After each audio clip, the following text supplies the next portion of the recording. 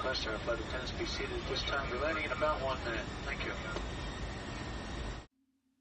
J'avais pour intention de continuer à écrire ma saga de romans, éloignée de tout ce que je connais, de toute personne parlant ma langue, afin de ne pas me laisser aller à des conversations incessantes et de toute autre source de distraction.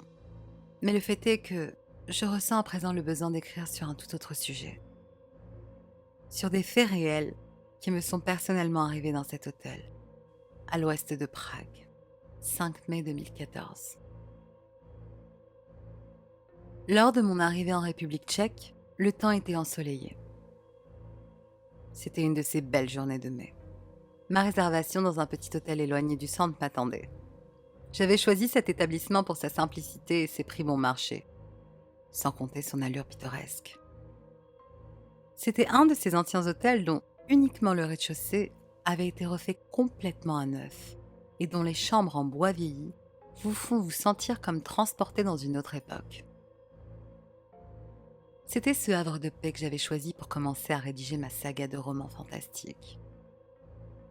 Je me sentirais peut-être un peu plus inspirée une fois coupée de tout.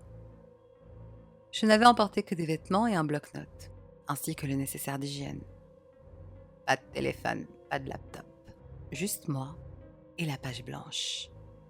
J'ai dû enjamber des marches en bois pour monter dans ma chambre. Elle se situait au sommet du bâtiment dans la mansarde. Pour y accéder, il fallait franchir un couloir décoré par plusieurs peintures représentant des portraits de famille pour la plupart, mais également des scènes de chasse et des paysages. Cet étroit passage était bondé d'images en tout genre, n'ayant aucun rapport les unes avec les autres. Des images semblant dater d'il y a longtemps pour certaines. Le grenier était divisé en 4 pièces. 2 chambres, une salle de bain et des toilettes. Une des chambres m'était attribuée, l'autre ne contenait personne d'après la réceptionniste. Le couloir était froid, comme si aucune isolation n'avait été posée. Pas étonnant d'un côté. Ce bâtiment était d'une autre époque, construit avant le début du 3e millénaire. J'ai examiné les pièces communes avant d'entrer dans la mansarde. Le lit situé sur la gauche de l'entrée se parait d'un simple duvet et d'un oreiller cyan. Une commode gisait à l'opposé de la pièce, au pied d'un tableau représentant une scène de chasse. 3 chiens couraient après un lièvre dans un décor forestier. La seule fenêtre disponible était un vasistas encastré dans la pente du toit qui éclairait le pied du plumard. J'ai installé mes vêtements dans la commode et sorti le bloc-notes que j'ai également posé sur le meuble avec ma plume et quelques stylos. J'ai vagabondé dans le quartier jusqu'à l'heure du dîner. J'ai ensuite pu me régaler de ce que les Tchèques appellent un zviskova, une sorte de rôti à la sauce et à la confiture. Cette escapade de la culture suisse me plaisait bien, et je me suis dit que ce séjour ne pouvait être que bénéfique pour quelqu'un comme moi. Plus tard dans la soirée, j'ai décidé d'aller me coucher. Installée sous le drap, le sommeil me gagnait peu à peu. Cependant, quelque chose me dérangeait. Pas la lumière. Elle était éteinte et la lune retranchée derrière les nuages. Ce n'était pas non plus la température. J'avais augmenté le niveau du chauffage en arrivant. Le lit était étrangement confortable pourtant et ne faisait pas mal au dos. Je l'ai même trouvé plus qu'excellent vu l'état du reste de la pièce. Non, ce qui m'empêchait de fermer l'œil ressemblait à une vibration dont le ton changeait constamment, comme un bourdonnement qui montait et descendait en permanence. 6 mai 2014. J'ai questionné la gérante qui m'affirmait que je n'avais aucune voisine directe qui aurait pu regarder la télévision tard le soir. Tous les autres clients avaient des chambres dans les étages inférieurs. Pour moi, c'était différent, car j'avais demandé à ce qu'on m'octroie le strict minimum, à savoir une chambre avec lit ainsi que des toilettes et une salle de bain commune avec d'autres pensionnaires. Aussi, on m'a placée dans le grenier de l'hôtel, là où seuls les rats dorment normalement. Je lui ai parlé des bruits, elle a secoué la tête en affirmant que c'était impossible, et que personne ne pouvait squatter une chambre condamnée depuis longtemps. Lorsque je lui ai demandé la raison de cette condamnation, elle m'a répondu que la pièce n'était pas isolée thermiquement, et qu'il était donc impossible d'y loger quelqu'un. De son anglais archaïque, elle a déclaré « Personne n'a jamais vécu dans cette pièce. La clé a disparu avant que l'on achète le bâtiment et nous n'avons pas les moyens de la restaurer. » J'étais surprise par le manque d'intérêt de Madame Anna, la gérante, pour cette pièce qui pouvait représenter, une fois restaurée, un client supplémentaire, voire 2 pour une chambre double. Peut-être que cet endroit n'avait pas tant de succès auprès des touristes que ça. Cette vibration a persisté toute la nuit. Du moins, jusqu'à ce que je m'endorme. J'ai trouvé une pharmacie qui m'a prescrit un relaxant qui allait m'aider à dormir mieux et plus facilement. Et je me suis pas fait prier pour en prendre dès que j'ai entendu ce son venir de l'autre chambre. Je ne voulais pas souffrir du manque de sommeil comme le reste de l'année. J'étais venue ici pour me reposer et oublier mes tracas quotidiens. Je n'ai pas encore écrit une ligne de mon livre. 7 mai 2014. J'ai ouvert mon carnet ce matin, pensant avoir trouvé l'inspiration. Pourtant, après quelques lignes, je me suis arrêtée pour me rendre compte que ce que j'écrivais ne me plaisait pas vraiment. J'ai arraché les pages et les ai jetées. Le carnet est resté ouvert sur la commode, ma plume dessus, vide. Je me suis baladée sur le Karlov Most aujourd'hui. C'était vraiment beau de voir les différents artistes sur ce pont mythique, chanter, peindre, jongler. Ils étaient comme moi.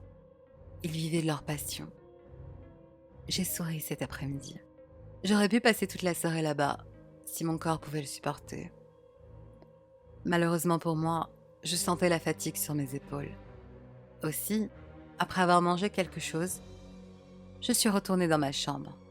J'ai regardé une dernière fois mon cahier avant de me coucher. Cette page blanche m'angoissait. J'ai plongé ma suite de luxe dans le noir et me suis couchée. Un toc timide s'est fait entendre de l'autre côté du mur. Je n'ai pas réagi, pensant qu'il s'agissait d'un grincement dû à un client qui empruntait le vieil escalier de l'hôtel. Puis, 2 battements se sont suivis à travers le mur. J'ai doucement ouvert les yeux et je suis restée silencieuse. En me concentrant un peu plus, j'ai finalement pu distinguer le bruit. Un violon. J'entendais le son de quelqu'un qui jouait du violon. Je me suis levée et suis sortie dans le couloir pour tenter d'entendre. Aucune musique ne m'est parvenue. L'hôtel était complètement silencieux.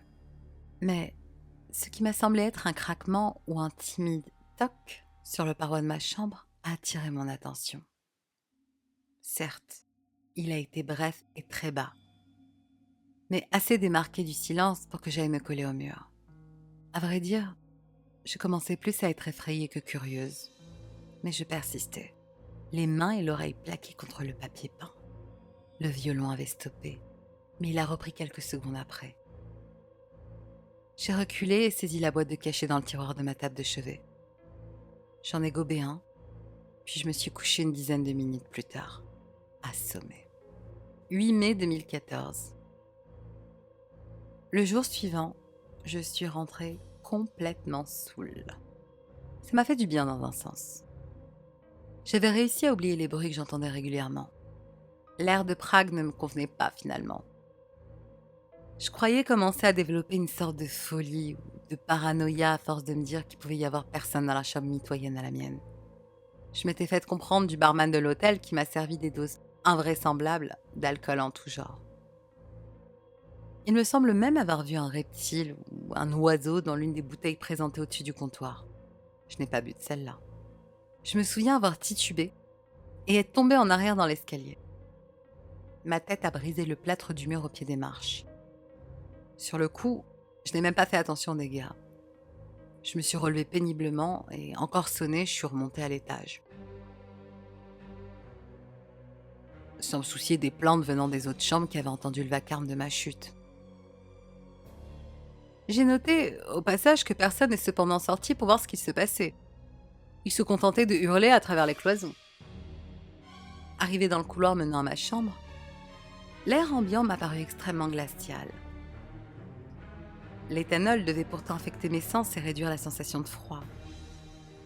Et je le sentais, au plus profond de moi-même, comme si je gelais de l'intérieur. J'ai tangué jusqu'à ma porte et me suis arrêtée devant. Mais j'ai regardé celle de mon voisin imaginaire. Rien. Pas de bruit, pas même un grincement. Le silence m'entourait, puis les lumières se sont éteintes. Comme elles le font toujours après quelques minutes. L'interrupteur se situe au bout du couloir. Aussi, je n'ai pas songé à rallumer vu mon état. Je me suis dirigée vers la porte adjacente, celle qui était condamnée, et frappé avec le poing. Rien. Encore. Pas de réponse. J'ai frappé de plus belle. Pas une plainte venant de l'intérieur. J'ai songé à la défoncer sur le coup de l'alcool pour mettre fin à mes questionnements et être certaine que personne n'y vivait. Mais me suis résignée à retourner dans ma chambre, trop affaiblie par la boisson et les nuits difficiles. Mes clés sont passées de ma poche au sol, et vu mon taux d'alcoolémie, il m'a fallu quelques minutes pour réussir à me courber correctement et les trouver dans l'ombre. Je me tenais du bout des doigts sur le mur. Lorsque je les ai enfin saisis, une main froide m'a touché la hanche. Ma tête a heurté la poignée alors que je me redressais, surprise. J'ai basculé en arrière et atterri sur mes fesses, me tenant la tête des deux mains, puis me tortillant sur le parquet. Je suis restée allongée une bonne demi-heure, avant de me relever craintivement. J'ai fixé le couloir en tâtant la serrure de l'index pour trouver le logement de la clé. Ses dents ont frotté à l'intérieur. Je l'ai tourné le plus vite possible et ai bloqué le tout une fois retranché à l'intérieur. J'ai tendu l'oreille. Rien, à part un son presque inaudible de violon que l'on accorde avant de jouer. Mes poils se sont hérissés, mais la fatigue m'a fait baisser les paupières malgré tout. Et alors que Morphée allait m'emporter, quelqu'un ou quelque chose a été lancé contre le mur commun à ma chambre. J'ai pu sentir l'impact d'un corps ou d'un objet imposant sur le crépi. La totalité de la pièce a tremblé d'effroi, et je me suis redressée sur mon lit, parfaitement lucide cette fois. À nouveau, ce son de violon. J'avais compris le message. J'allais l'écouter jouer, puisque c'était ce qu'elle voulait. Car oui, j'avais la sensation que c'était une femme et non un homme qui me hantait. Assise sur le bord de mon lit, j'ai attendu les premières notes. Celles qu'elle jouait chaque jour, celles qui me figeaient de peur à chaque fois qu'elle tintait. Et je me suis retenue pour ne pas hurler ou courir en dévalant les escaliers. 9 septembre 2014. Je me suis réveillée avec une douleur insupportable dans le crâne. Apparemment, j'avais encore bu dans la chambre avant de dormir. Il y avait plusieurs cadavres de bière sur le sol.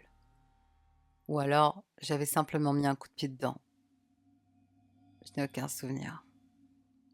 Je suis tombée du lit à mon réveil, et ma tête n'a fait que s'endolorir encore plus. J'ai amoncelé les bouteilles à côté de la commode, afin de ne pas rentrer dedans trop souvent quand je me déplaçais. La plupart tombaient à nouveau lorsque je les ramassais. Avec un linge de bain, j'ai pompé le reste de liquide collant qui avait dégluti des boutanches et je l'ai plaqué contre le radiateur.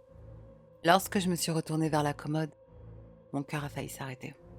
2 phrases rédigées en anglais dont les caractères se paraient de courbes et de traits fins et élégants ornaient à présent la première page de mon carnet. You listen to me playing. Do you like me? La ligne qui suivait le texte devait certainement servir d'espace pour ma réponse. Mon stylo pointait en direction de celle-ci sur la table. Je n'ai pas voulu répondre.